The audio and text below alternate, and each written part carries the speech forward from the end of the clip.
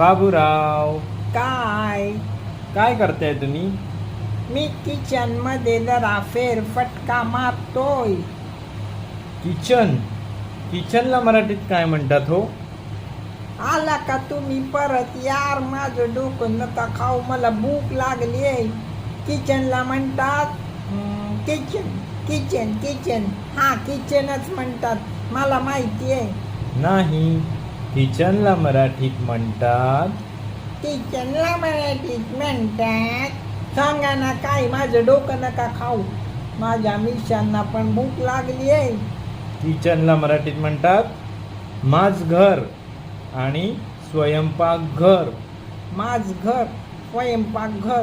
जाऊ दे, मी किचनच म्हणेन. किती कठीण आहे बुवा ते. जाऊ दे बाबा, मला भूक लागली, मला माफ करा. जातो मी स्वयंपाकघरात.